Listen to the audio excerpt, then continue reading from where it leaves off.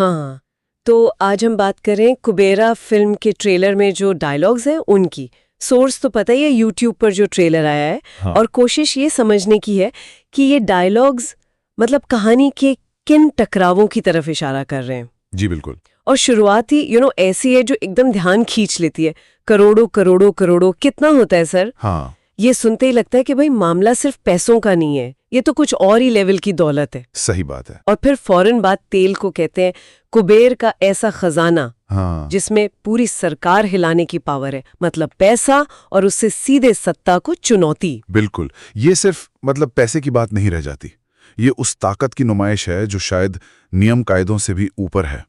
पहली झलक में ये अंदाजा हो जाता है कि हम एक ऐसी दुनिया देख रहे हैं जहां सत्ता का खेल बहुत बेरहम होने वाला है। हाँ, जहाँ शायद नियम कानून बस नाम के लिए हों। शायद हाँ। और इसी बेरहम खेल का अगला लेवल दिखता है उस खजाने यानी तेल पर कब्जे की होड़ में। एक किरदार है, वो सीधे कहता है, मुझे ये चाहिए सीधा जी। हाँ, ये सिर्फ एक इच्छा नहीं लगती, एक तरह का ऐलान है। ऐलान है, बिल्कुल, जैसे ताकत पर अपना हक जता रहा हो। और इस ऐलान को और वजन मिलता है उस दूसरे डायलॉग से। कौन सा वाला? वो जो कहता है इस देश में पैसा और पावर ही चलता है, नियम कानून नहीं। ओहो, अच्छा। ये तो मतलब बिल्कुल साफ कर देता है कि लड़ाई सिर्फ तेल की नहीं है। लड़ाई उस सिस्टम पर कंट्रोल की है जहां माना जाता है कि पैसे और ताकत से कुछ भी हो सकता है। हाँ, और जहाँ इतनी ताकत है वहां फिर खतरा भी उतना ही बड़ा है। बिल्कुल। एक तरफ तो सीधी धमकी है, किसी ने अगर मुंह खोला ना तो मार डालूंगा, एकदम रॉ। तो दूसरी तरफ किसी को बचाने का वादा भी है, ए पर कोई हाथ नहीं उठाएगा, समझे? हाँ, ये टेंशन साफ दिख रहा है। प्रोटेक्शन भी है, थ्रेट भी है। और इसी बीच ना एक उलझा हुआ रिश्ता भी दिखता है। अच्छा। वो दीपक नाम का किरदार पूछता है, मेरे पीछे क्यों पड़ा है तू? और जवाब आता है, मैं आपके सिवा किसी को नहीं जानता मैडम।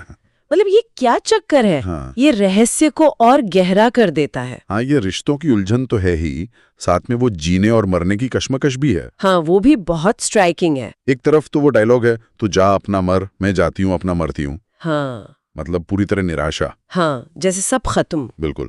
पर फिर दूसरी तरफ कोई सलाह दे रहा है, मरना मत मैडम, जीने के लिए जियो। अच्छा। तो ये दिखाता है कि चाहे हालात कितने भी बुरे हों, वो जीने की या जिंदगी बचाने की कोशिश वो जारी है। मतलब उम्मीद और नाउमीदी दोनों साथ साथ चल रहे हैं। एग्जैक्टली। और इस सब के बीच एक किरदार है देवा।